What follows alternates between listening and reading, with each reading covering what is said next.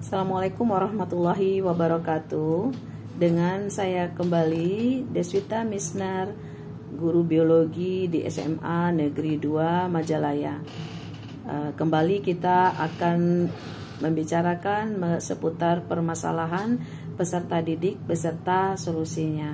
Adapun permasalahan yang kita angkat kali ini mungkin suatu tren baru ya bagi anak-anak didik kita, yaitu di mana peserta didik tidur di dalam kelas ketika pembelajaran berlangsung. Mungkin ketika istirahat mereka tidur di bangku, itu suatu hal yang mungkin tidak ada masalah, kalaupun dalam pembelajaran mereka sakit, itu juga sebenarnya kita masih memberikan toleransi. Kemudian peserta didik banyak yang suka begadang di rumah, sehingga di sekolah saat jam pembelajaran berlangsung sering tidur di kelas. Kemudian yang kita temukan sekarang yaitu terdapat karpet di kelas yang diadakan atas inisiatif peserta didik sendiri. Nah, ini yang kita perlu cermati dan kita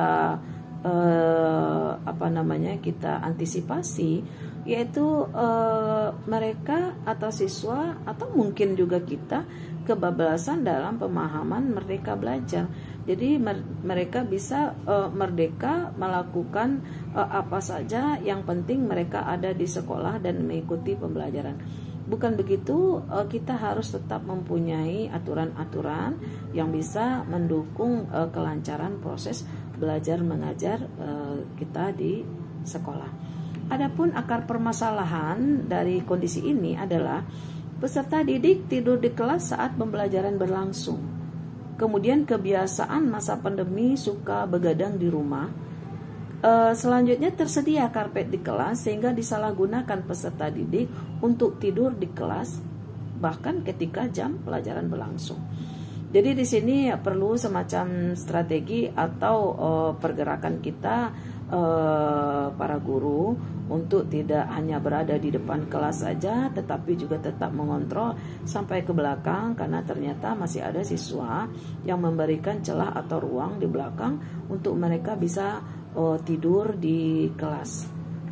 Selanjutnya apa alternatif solusi yang bisa kita laksanakan di sini, yaitu peserta didik pasti saja akan dinasihati, baik itu secara individual atau secara klasikal, dan diingatkan bahwa tidak diperkenankan tidur di dalam kelas apalagi saat pembelajaran berlangsung. Karena itu merupakan suatu sikap yang sangat tidak baik ya, ketika guru ada di kelas mereka malah tidur di dalam kelas. Kemudian bekerja sama dengan orang tua siswa untuk mengawasi peserta didik agar tidak suka begadang. Karena apa? Lepas dari sekolah, maka ini pemantauan ada pada orang tua. Tetapi dampak dari kebiasaan mereka begadang ini akan berpengaruh terhadap proses belajar mengajar mereka ketika ke sekolah. Ya. Kemudian karpet yang ada di kelas dititipkan di ruang sarana ya, atau tempat penitipan, dan hanya digunakan saat diperlukan saja. Misalnya diperlukan ketika mereka berdiskusi di luar kelas ya, apakah di taman ya atau di teras. Nah, ini mungkin kita masih memberikan toleransi.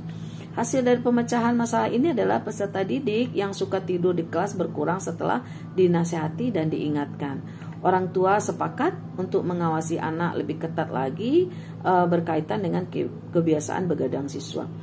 Kemudian peserta didik akhirnya sepakat untuk menitipkan karpet kelas ke ruang sarana agar tidak memicu peserta lainnya, terutama laki-laki, untuk tidur di kelas. Baiklah, itu saja pembahasan kita kali ini. Kita tutup dengan sebuah pantun. Bunga Kamboja, bunga keladi, indahnya manjakan mata. Mari mengajar dengan hati agar berakhlak mulia peserta didik kita. Thank you for watching. Assalamualaikum warahmatullahi wabarakatuh.